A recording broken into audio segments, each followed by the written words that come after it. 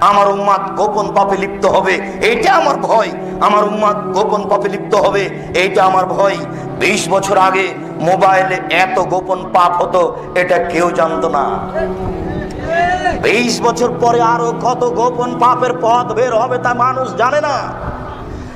গাজীপুরে এই 10 তলা বিল্ডিং এর ওই উপর নাম রুমে একটা ছেলে বসে আছে, লন্ডনে তার বান্ধবী আছে, দুইজন দুইজনকে দেখছে।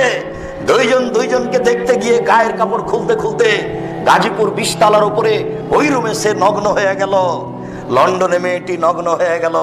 আশ্চর্য ধরনের জেনা, অবাক জেনা, যেই জেনা ঘরে ঘরে হচ্ছে। 1450 বছর পূর্বে তিনি বলেছেন, আমার উম্মাতের উপরে আমার দুইটা ভয়। আমার উম্মাত জেনায় লিপ্ত হবে, এটা আমার জীবনে বড় ভয়। আমি মুহাম্মদ সাল্লাল্লাহু আলাইহি সাল্লাম জাতির কাছে বলে গেলাম, আমার উম্মাত গোপন পাপ করবে, এটা আমার ভয়। আশ্চর্য, ছেলে 20 তলার উপরে আছে গাজীপুরে, ঢাকায়, মেয়েটা আছে লন্ডনে।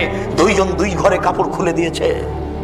আশ্চর্য ধরনের জেনা, আশ্চর্য ধরনের গোপন পাপ। সবাই মোবাইলে গোপন রূপে প্রেম করছে। আশ্চর্য, গোসলখানাতে ঢোকে জেনা করে। নিজ নিজ জেনা করার জন্য মেশিন যন্ত্র তৈরি করে নিয়েছে মহিলা। স্বামী নেই, স্বামী কোথায় গেছে প্রয়োজন মনে করে না, নিজ নিজ জেনাই সব লিপ্ত। আল্লাহর নবী বলছেন, আমার জীবনে বড় ভয়, আমার উম্মাত জেনায় লিপ্ত হবে। আমার জীবনে বড় ভয়, আমার উম্মাত গোপন পাপে লিপ্ত হবে। এসব হাদিস আমি কি দিয়ে বুঝাই জাতিকে?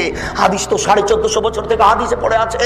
হাদিস গ্রন্থে কেউ যে দেখে না, কেউ যে বলে না, কেউ যে বলা প্রয়োজন মনে করে না। যদি একটু বলতো তাহলে হয়তো বা জনগণ একটু ভয় পেত। কে একটু বলার চেষ্টা করে না। আবু হুরায়রা রাদিয়াল্লাহু তাআলা আনহু বলেন, রাসূল সাল্লাল্লাহু আলাইহি ওয়াসাল্লাম বলেছেন, তুফতারু সময়ে নিসফাল লাইলে, যখন রাত অর্ধেক হয় তখন আকাশের সব দরজা খুলে দেওয়া হয়। যখন রাত অর্ধেক হয় তখন আকাশের সব দরজা খুলে দেওয়া হয়। আল্লাহর নবী বলছেন, মামিন সাইলিন ফাইস্তাজাবু লাহু, যে যা চাই আল্লাহ তাকে তাই দিয়ে দেন। মায়াদুনি, যে ব্যক্তি প্রার্থনা করে ফাইস্তাজাবু লাহু, তার দোয়া কবুল হয়ে যায়। মা মিন ফিকারবিন তুফারজান হো, কেউ যদি বিপদে পড়ে, বিপদ থেকে বাঁচতে চাই, আল্লাহ তাকে বাঁচিয়ে দেন। ইল্লাল বাগিন বেফারজেহা, তবে তার যার জেনার সম্পর্ক আছে সে যতই আল্লাহকে বলুক তার কথা কবুল হয় না।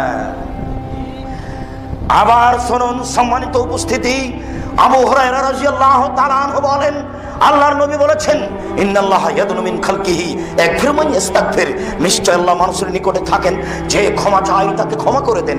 নিশ্চয় আল্লাহ মানুষের নিকটে থাকেন যে ক্ষমা চায় তাকে ক্ষমা করে দেন। নিশ্চয় আল্লাহ মানুষের নিকটে থাকেন যে ক্ষমা চায় তাকে ক্ষমা করে দেন। ইল্লাল বাগিন বেফারজেহা, তবে যার জেনার সম্পর্ক আছে আল্লাহ তার কথা শোনেন না। যতদিন পর্যন্ত তোমার মোবাইলে প্রেমের গল্প চলবে ততদিন পর্যন্ত তোমার দোয়া সপ্তম আকাশের উপরে কবুল হবে না।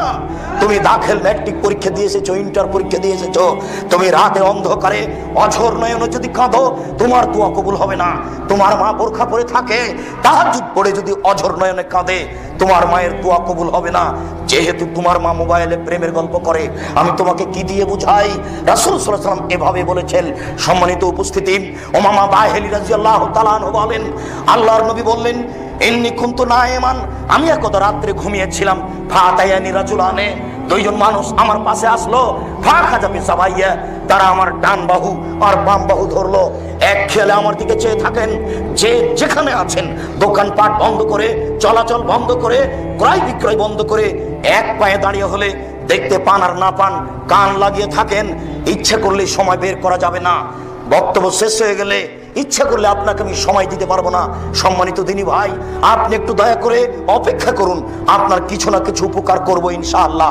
বলছিলাম, সম্মানিত দিনী ভাই, রাসূল সাল্লাল্লাহু আলাইহি ওয়াসাল্লাম বললেন, আমি ঘুমিয়েছিলাম, হঠাৎ দুইজন আসলো।